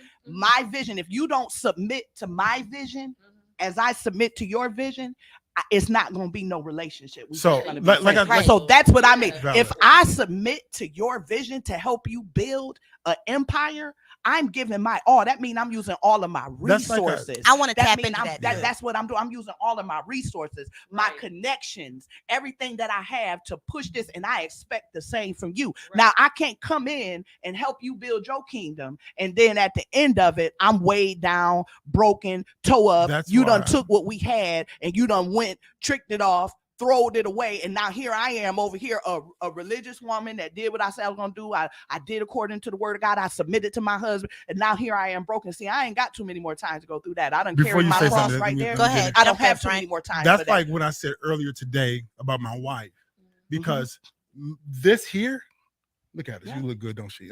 This here Go ahead, brother. is literally designed to help motivate and build what we're building. You're the model. Yeah. You're the singer. Yeah. You do this. Yeah. This your world. Yeah. Because I am the Mhm. king and we have a vision of where we're going. Yes. And millionaire status is where Yeah. we're going. Yeah. Right. You're including in this, in the men that Mhm. Chloe talk about, people who are excluding the woman and Mhm. making them Right. do. Right. No, Right. this thing here, Right. baby, don't work Right. without you for real. Right. And so that's what, and that's exactly what I'm saying, because you and your wife have submitted to each other. This is me talking and my opinion of what submit is. Okay. Right, right. You and your wife have submitted to each other, and y'all visions are complementing one another. Mhm. Have now come together into one whole. You're complimented. Now, whenever I'm talking about toxic submitting, Valid. that's them Yeah. them women that you see them. They be with a fool. He usually be a fool. He usually don't really be no wise man. And the woman really is the heart of everything. Mhm. She the one making the whole ship go and everything going. And you see her, she can't even talk. And she She can't even look Mhm. up. The man don't really respect her. The brothers be sitting around. You know, brothers be sitting around like, yo, he got a good woman too, man. She a good girl. Man. And I've y'all- been but y'all that know one. he a fool. Mhm. So that's what I'm talking about. Because see, with me, I'm not submitting to no clown. And if you presented yourself as a king, and then I come to figure out that the king part done wore off, and this is a clown, I'm out. Mhm. You understand what I'm saying? We ain't got to talk about nothing. We ain't got to split Ain't nothing. nothing to talk about. Everything could be fair. If we got a bank account, we got 50 cents in it. You take your quarter, I'm not Tina Turner in it. I'm going to get my half and you going to get your half. You ain't getting all or nothing that I got. You understand? So that's where I'm coming Yes, from. I yes, want to yes. tap into that. Go I ahead. have been, I don't know if many people know the story of Nabal, but I have been Nabal's wife a couple times. That story where, the king came, he wasn't the king yet, and he was asking for some things from this gentleman that he met on the way, and he pretty much told him to, go away, go screw yourself in basic layman's terms. And the wife came back and made the situation okay for them so that her husband didn't end up getting killed during this time period. That's this is a Bible story. If y'all want to go back and look at it, this is Nabal's wife. Yep. Nabal's wife ended up marrying the David. king. Yep, David came and got her. Come Well, on, my little brother said that. She ended up ultimately going back and marrying the king. And I say that to say this: a lot of times females find themselves in positions where they automatically, because we have personality types. Some of us have submissive personality type, and there's others who have dominant personality type. Because I run things in the real world, and I'm a boss in the real world. When it comes down to being home, I would prefer not having to be the boss. I would prefer having someone who can handle driving and taking the wheel and not running the car into a wall or tearing everything up, and me not having to worry about carrying that load once I get home, because I have a husband. Right. We always end up burning ourselves out when we don't have that balance. But the problem is nowadays, communicate. Women don't wait long enough to see who a man is. That's the problem. We don't wait long enough to see who he is because we so thirsty and we so excited, and we be caught up in that gloom. Like, oh my God, girl, he fine. He calling me. We all still get caught up in that. You got to get because that don't never end. You know what I mean? Women do not wait long enough. They give up the coochie too soon. And that causes a problem. That's the fact. That causes a problem, because then you become igmatized. You can't even get the prize. And So you what gotta is- gave up the prize. Because what it's called it is the beginning stage of a relationship. It's euphoria. It's a phase Right, psychologically. euphoria, it is. And it's real, and it's valid. dangerous, because a lot of us Talk about me. a lot of us have made great, how do I say this? We have made bad decisions in that stage. Absolutely. Because we start moving and doing things Absolutely. in that stage too quick, right? Based on the so now by the endorphins. time you wake up from that, you know what I'm saying? It usually takes for something to happen to trigger you, and then you be like, Oh, wait a man, minute, where am I at? what I do? Like, oh my God, I didn't know. Now all of a sudden you're in something. And then I come from the generation of church girls. We were trying to hurry up and get married too, baby. Because that would be Well, better than married. Because you know why? Right? Because we didn't want to be Better than married fornicators. than the We didn't porn. want to fornicate, so we was trying to hurry up, get married, so we can give them some. That way we holy and say we together. And But guess what? That didn't work. And Because you don't know who you're laying down with. Now you done got a covenant, got paperwork, went before the Lord with the mess, got the paperwork, involved the family, all this, only to realize you was in euphoria. But He a also- fool, and but- so are you. And also because we haven't done the self-evaluation Yes. that's required. We are now figuring out who we are and our worth. And like I say this fornication phase is God's like, listen, I know sex is good. Right. I made this thing. But I want you to know the full value and the power of who you are. It's dangerous Because- when you get into sexual Yeah, relationships. for sure. Y'all too talking soon good. or with the wrong person, baby. all of us here are Y'all is in our talking 40s. on this app. We Okay, know this we got now. We 10 didn't know 12 this minutes. in our Now, 20s. No, You didn't know this. So when, like I Tell me said, that I straight got a up foolishness. 14-year-old daughter, and now she's starting to like boys and stuff like that. It's cute. I get it, but that's your boyfriend in school, not at home, not after 3:00. Okay, because listen, like, not after 3:00. Because Right. And that's You it. explained that to us. But that's what we were supposed to get in the church. The church totally abandoned us because we got in the church. The church didn't teach us about everyday life and relationships and things that you do and how a woman's supposed to take care of her body and how a man's supposed to. But these are the things that the motherboard. This Right. is what the mother. But it's also in the book. Right. We had something called a purity had to learn the class. hard When way. I was growing up, we had purity class. Yeah. See, I was raised. See, I had the best of both worlds. One group of the women in my family was holy women, and they had they were a part of empires and they had beautiful thing. And then the other part of the women in my family, they was like prostitutes and broken women. Mhm. So I got a chance to be around both groups of women. But at the end of the day, one thing that they all did say to me is, in your evaluation of yourself, they said a wife. This is what the prostitutes told me. They said a wife is the greatest prostitute. Ask any husband how much money he have to spend to maintain his wife, right? Now that's what the prostitutes told me, okay? Now the holy women, this is what the holy women told me. They said a wife is the nurturer. She's the seat of his legacy, and she is the reason why he will continue throughout the generations. That's what the holy women said. So I got what I got from the prostitutes, got what I got from the holy women, and then I had to shuffle it around and apply it where it fit throughout life, and just apply it where it fit throughout life. But one thing everybody agreed, this is what everybody agreed to, is it's nothing worse than a woman who do not know her value, because when the women don't know their value, we don't get them in nothing to work with. They have to figure it out too. They have to figure it out. When I allowed my daughter to date, she wanted to date a boy and she was 15. And we sat down, we had this discussion, and I said there was one thing no one ever explained to me, because it was never talked about. I just went and did my own thing. Absolutely. I grew up in church, they didn't really talk about that. It was just you don't do it. Don't do it. Right. Don't do it. Not that if it comes to you, this is how you might handle it. It's just, don't do it. Yeah. When my daughter asked me to date, I said yes, but you have to promise me one thing. If this first relationship that you get does not work and it don't go to the prom and all that, I need you to give yourself 6 months. Before I need you you do to it again. give your time 6 months to go through a healing, That's good. a hurt. That's because good if stuff. You got caught, I just need. She said, okay. That was the agreement to allow her to date someone. And I remember, you try to be so transparent with your kids, but not give them too much. I remember when it was finally to the point it was over. I'm looking for her in the house to come home, and I said, where is she? And they, she's in her room, and usually she would be there to greet me. So I go in the room, she's laying in her bed, and she looking all like she lost her little best friend, and I'm like, oh boy. So usually they say, "Mommy, you so hard, we don't tell you nothing," because I'm the gangster mom, like we gonna good. But anyway, so You were like, who made my kid mad? Like what? And I sit by her bed and I say, hey, what's wrong? Well, he broke up with me. I said, who? Well, he got mad because of this thing, so he broke. I said, oh, okay, honey, are you okay? Well, she said, yeah. I said, you sure? So, I gave her this loving conversation. And then I walked out the room and I said, I walked back and I said, now, when you see him, so I gave you both sides of me. I said, you're going to get your hair done tonight. Yeah. You're going to wear your cutest outfit to school, and you're not going to say nothing to him.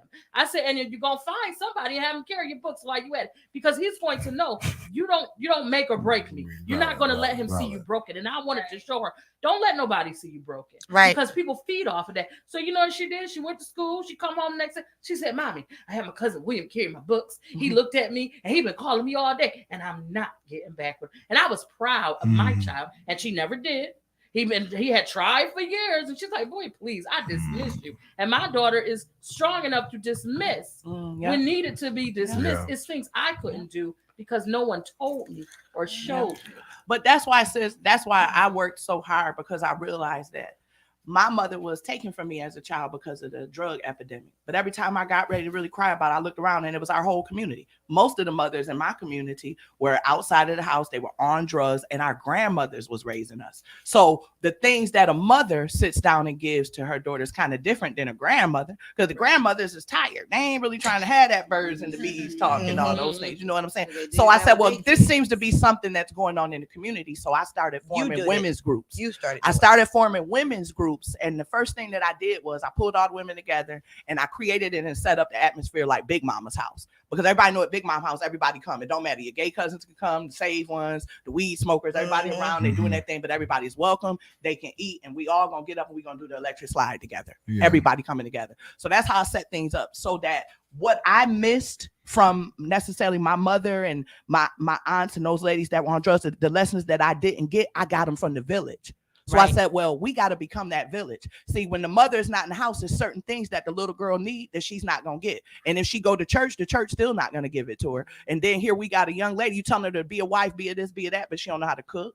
She don't know how to clean. She really don't know how to, so she don't know how to do the things of a wife. But then it's not just one girl. It's a generation of young ladies. A lot of these young ladies can't cook and they can't clean, and they ain't being raised to be wise because the church fails in that area. Sometimes the church feel like that's a need that they don't have to meet. But guess what? If we give them 10% of our income and we going to be effective out here in the community, we got to heal the mind, the body, and the soul. The church is supposed to fill in wherever there is a need. There's a need for mothering amongst ourselves, because guess what? Me and none of my homegirls never got no counseling from losing all of our mothers and the battles that we had for losing our mothers too soon, being motherless, because our mothers were on drugs and experienced different things that took them away from us and killed them. You know, it's a generation of us. We didn't get no healing. So I said, okay, we ain't gonna cry over spilled milk. Let's get together as women, and let's, number one, we setting it up like Big Mama's house so that we can talk and start having some discussions. We have been so viper towards each other that we couldn't even talk to our friends because we scared they're gonna take something, or this one might say that and I can't tell her this part because she gonna judge me. So I set up an atmosphere so that we all can be free, eat, talk, so that we can form a circle and start talking about what's really going on with us, because that's the only way that we heal. What's going on with us? What is it that we need to say to each other? What do we need to do? And that's what we did. We would form a circle. All the women would come around and you could speak in that circle. The only way that you could take anything out of our meeting is if you was getting ready to use it to bring in or empower another woman. And you know what? I'm so proud. For 5 years, we did this in Niagara Falls. It was no gossiping. Nobody took nobody's story. When I tell y'all it's some strong women in this region, we heard from women who have been busted in the head with frying pans, and they was walking around telling about it and had their common sense. In those circles, women started helping each other. We started loving each other. The sisters that was walking around nappy headed with their pajamas on, they started getting cute and getting their hair done and getting fly. We started healing each other, and we started taking accountability. And so I say this to all of us, and I say this to all of the churches and the women, where women come together, we got to start reaching back for the young girls. We got to get back to the rites of passage. We are a culture that we don't have a rites of passage. We're not being taught. We're not teaching our young ladies about their bodies. We're not teaching like we should. And if we don't from this day forward, then whose fault is it? Because we like to blame. We want to blame the white man and the blue man and all that stuff. But as mothers, this is what we have. I want to touch into that. Yeah, I'm gonna let you. So we only got about 4 minutes left. Jesus. I know y'all been going. Okay. Oh Lord. Oh, Lord. You opened up the box. I know. I know we had to work it out. We're gonna have to do a part two to this. Part two. If you're available next week, we can. Y'all just let me know we your can schedule. do part two of this. Let's do Part two. Why not? Because it's a lot more information that needs to be given. And in my heart, I feel a compelling to pull on somebody, but I'll wait because we're out of time. But this last round, just give words of wisdom for them to go with until we meet again next week, same time, if that works for you all. That works. And then I'm pulling you a lot more heavier next week, so be ready in your heart and your mind for sure, because you got something you want to say, and I can sense it. But just a quick round table, just take 60 seconds. Why don't just you to take it? The words of wisdom. All right. Well, I just want to encourage not just the women, but everybody. You know, it's crazy times that we all going through right now. We all learning different things, and you know, we have a lot on our plates. Just to stay encouraged, stay prayed up. You know, make sure that you still staying on the course of whatever God's putting you on this earth to do, and you can do it. Don't be discouraged about anything. Don't worry about anyone's opinion about you, because it's not your business. And you know, just keep your crown straight. Absolutely, I do. My word of wisdom for today is to validate your daughters. Ladies, in your frustration, stop calling your daughter female dogs and hoes and calling them out their names and invalidating them, because words are spells. And what you're doing is you're casting a spell over your child's life, and you're speaking things into existence over her life because of your anger and your frustration. Validate them, because if you don't validate them, somebody else will, and manipulate them and take advantage of them. That love begins at home. Let them know they're beautiful. Don't start their days off yelling and screaming, "Get your behind up for school, blah, blah, blah."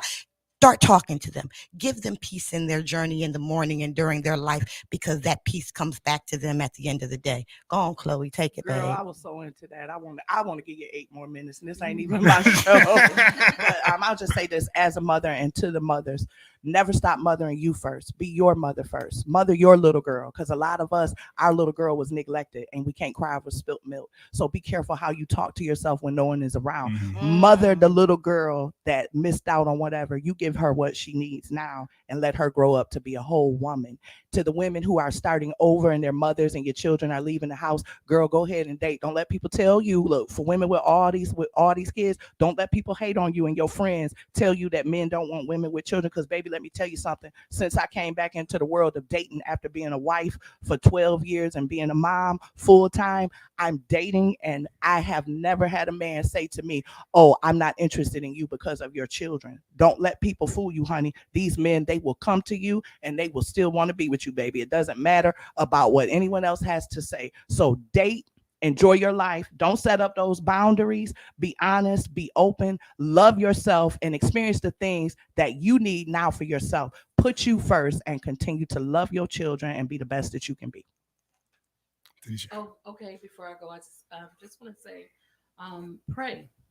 That's what we need to start doing a bit more of. Start praying for your children. Start praying for your family. Pray for the people that you hate, the people that don't like you. Just pray more and start to trust in God a little bit more, because that is a way to just get through some of these things. And when I say trust in God, trust Him, because doubting Him, if He's got you this far, He will get you further. Amen. What I would say is, honey, wear your crown. Yes. Just wear your crown. Like, we all go through moments and times and episodes in life where things aren't going good or aren't, the way you want it to be. But wear your crown. Don't let nobody knock that crown off you, because if you aren't special to you, you ain't gonna be special to nobody Come on, else. sis. It's all in you. So it's all, you got that power, and you gotta work that power within you. So wear your crown. D had a part two. I just want to run it back real quick because I need to get paid for this time period that I'm on with Frank in the morning. So I got to let y'all know that on October 20th, there's an event at Aquarium of Niagara. It's absolutely free, 5:30 to 7:30. It's a Halloween event. Bring your kids, bring yourself, get dressed up, come out there, have a good time, enjoy yourself. As a matter of fact, if you get Medicaid or food stamps, you can come to the aquarium for just $3 if you bring your SNAP card. You and 3 other people can come to the aquarium for just $12 if you bring your benefit card. So I need to get paid for the day. So this is my little disclaimer. This is my promo. Have a good day, y'all. Love ya. Come visit us at the aquarium. You promo it? Go ahead. Come on, promo. All right. Well, since we're doing promo, I do have an announcement today. Y'all just keep your eyes on my page. I have a new music video coming. I'll just say next week. The date's going to drop today, but there's a lot coming. There's a lot of content. Yeah. I'm definitely getting involved more with the community. Sweet. So everything is going to be all posted today. Let's go. Okay. Any more plugs? Any more plugs? And it's for the single Help Me. Okay, come on. Okay. My guy. So what I want to say is what I learned from y'all today. All y'all are strong women. I'm sorry I came late. I had to take care of my daughters and drop them off too. But That's okay. And the husband's shirt, yes. Okay, we're proud, brother. Right? But remain strong. I learned some things from each one of y'all for what y'all said. I will be here with part 2. That's okay. Yes. If you do have questions for a male answer, after the camera goes off, you can ask it. I will have an answer for y'all next week.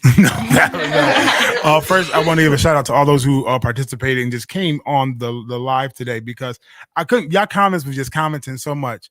We are on 3 different platforms, and y'all is talking. I got hundreds of comments. Whoa. Okay. On here. Okay. So it's been a good show. Val, it's going to be a part 2 next week, same time. I thank you all for being willing to really be a part and come out. The content today was amazing. I'm gonna be who I am, because this is just what I do.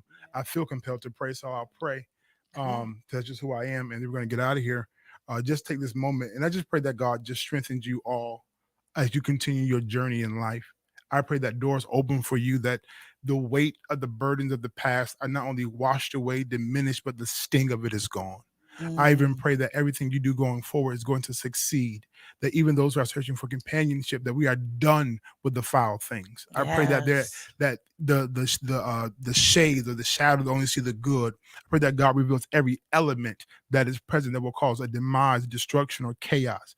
I pray for every woman who is balancing and trying to carry it all and be strong in the moment and trying to smile through it, but in the inside, the weight is heavy. I'm asking God to send strength like no other to you right where you are.